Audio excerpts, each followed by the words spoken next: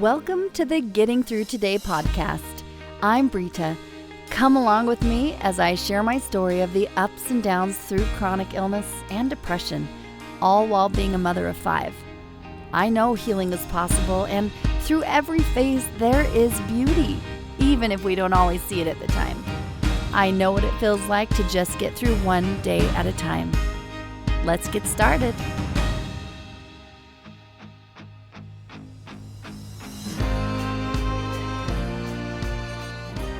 Hey, beautiful warriors. Welcome back to Getting Through Today.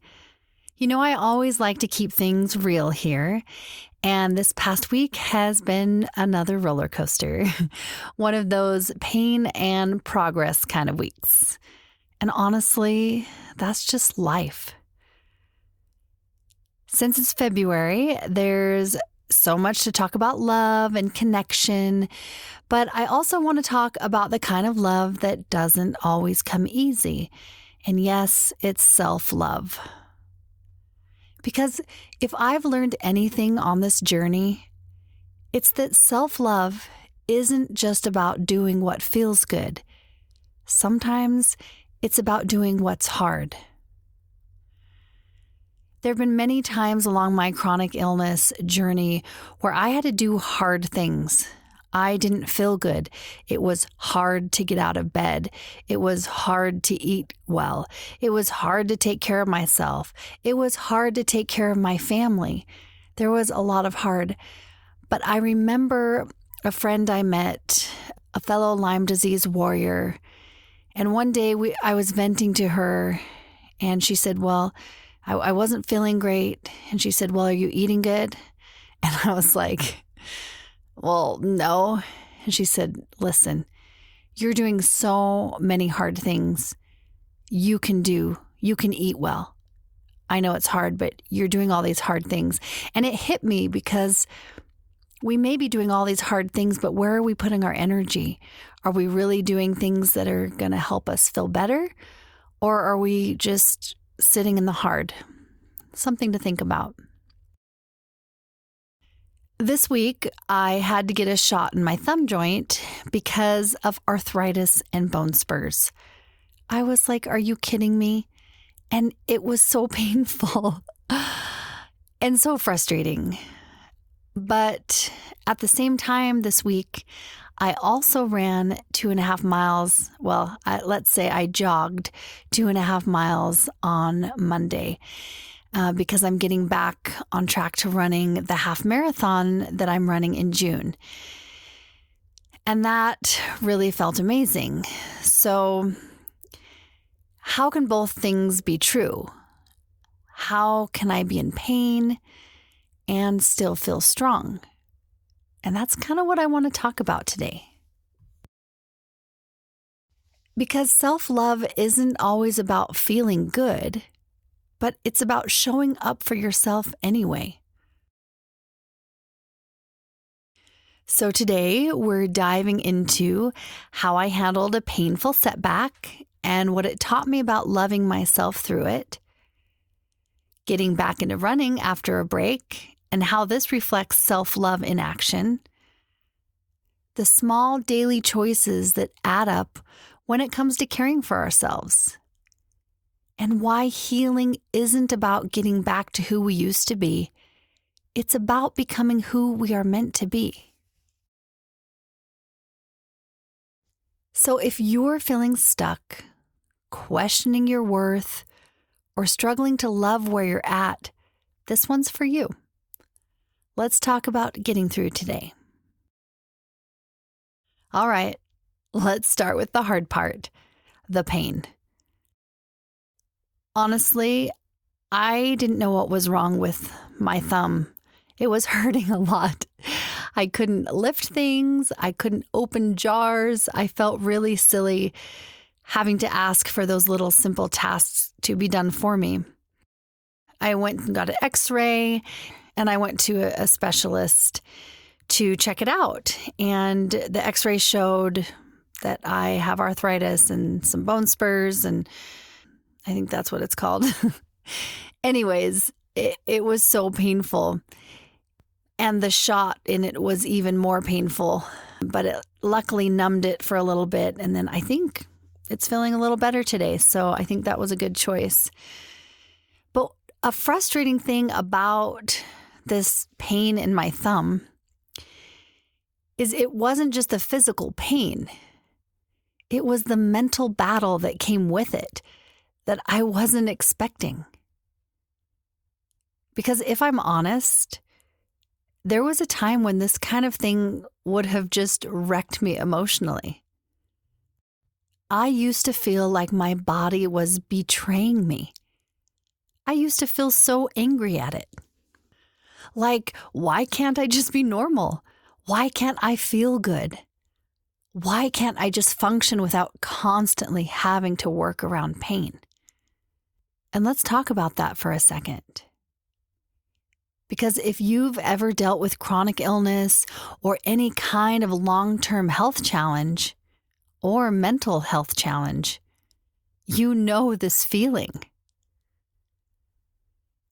You're sailing along, feeling good, and then all of a sudden, there's that moment when your body forces you to stop, to slow down, and it feels like everything you want to do is suddenly out of reach. And not only that, but you wonder, am I ever going to get better? And that's a hard place to be in, because I've sat in that space for 10 plus years, not knowing if I was going to get better. And in the past, I would have fought against slowing down. I would have continued to push through the pain, ignored what my body needed, not going to the doctor, not wearing the brace, and then I would have ended up even worse because of it. So now I may have to ask my husband or my kids to open jars for me. Or I may not be able to unload groceries or the wood that we're using to fix up our garage. But I've learned that self-love doesn't mean ignoring your body's limits. It means honoring them. And so if we have to not do certain things because it's best for our body, then we need to do that and not feel bad or silly. When I went to the doctor about my thumb this week, I kept kind of laughing and saying, I feel so silly, but this really hurts. And he was actually a really great doctor and just said, yeah, arthritis is really painful. And it was kind of nice to be validated in that way. But I'd like to get to a point where I can just say to myself, this hurts and I'm going to slow down. And instead of spiraling this week with a thumb injury, see, it feels really silly, but it hurts. But instead of spiraling, I'm reminding myself that my body is not my enemy. Resting is not failing. And taking care of myself now means I can do more later. And I'd have to say that's huge growth for me. And I'd like you to think about that for yourself. How do you react when your body slows you down? Even the flu or a cold, do you get frustrated? Do you push through it? Or do you listen? Because what I've learned is that loving yourself means working with your body, not against it. Now let's talk about the other side of this week. One of the parts that really lit me up. On Monday, I jogged 2.5 miles. And let me tell you, it felt so good. I love to run. I am so grateful that this amazing body of mine can run again. I keep saying running. I'm jog walking. That's really what I'm doing. It's a jog and then I walk and then I jog and I walk, but it feels amazing. And I know that eventually I'll be able to jog the whole time, but that's not the point. It felt so good, not because it was easy or definitely not because I crushed some record time, because I didn't. But the great thing was I knew I could do it. And that's such a shift from where I used to be. Because let's get real. There was a time when I thought I'd never be able to do this again. Train for a half marathon? Are you kidding me? I feel like I've come full circle. It feels amazing to be setting this kind of a goal, this huge goal that I know I'm going to reach. It's amazing. But let's talk about the soreness the next day. I was very sore. I'm still sore, and it's Thursday. But the great thing about it was it wasn't the kind of deep, aching, overwhelming pain that comes with chronic illness. It was that kind of soreness that reminds you did something hard and you're getting stronger.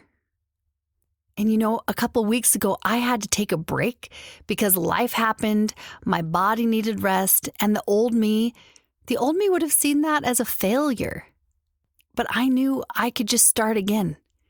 So if you've been putting something off, whether it's movement or a goal or just feeling like yourself again, I want you to hear this. You can start again. You don't have to do it perfectly. Just start. And I want you to know I'm 44 years old. I'll be 45 in March. And I'm training for a half marathon after being chronically ill for a lot of years. So just know that where you're at may not be where you're going to stay. But you have to take those little steps each day so you can make some progress. So you can be in a different place 6 months from now, a year from now, 10 years from now.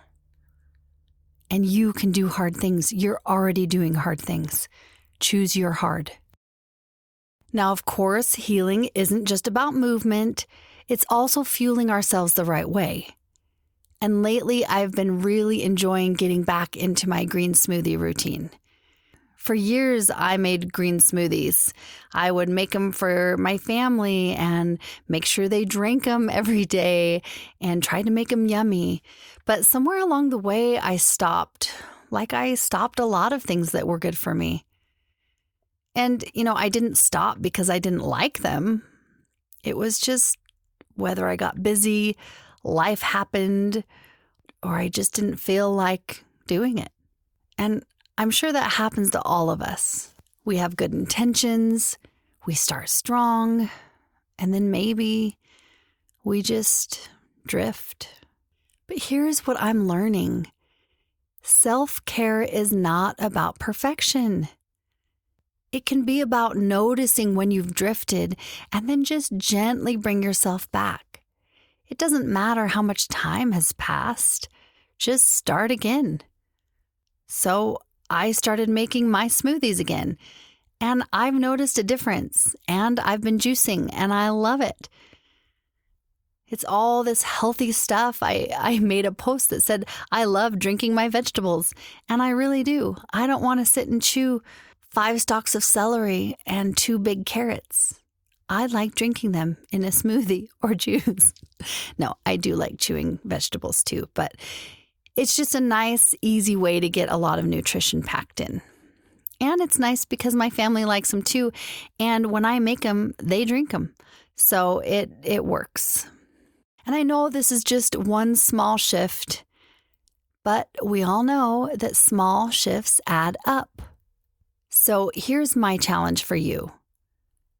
Pick one thing, one small thing that you can do today to nourish yourself. It does not have to be huge. It's just something. Because those little choices, they matter. And this might be a short episode tonight because it is late and I've had a busy week. But here's what I want you to take away from today. Maybe you felt unworthy. Maybe you're feeling a little bit lost. Or maybe you've questioned if you'll ever feel like yourself again. But here's the truth. You are not stuck here. Healing isn't about going back to who you used to be. It's about becoming who you're meant to be. Choose your hard. You're already going through hard things. If I had to guess, most people are going through hard things. But are you going to choose the hard of taking care of yourself and making those choices to nourish yourself? You get to decide.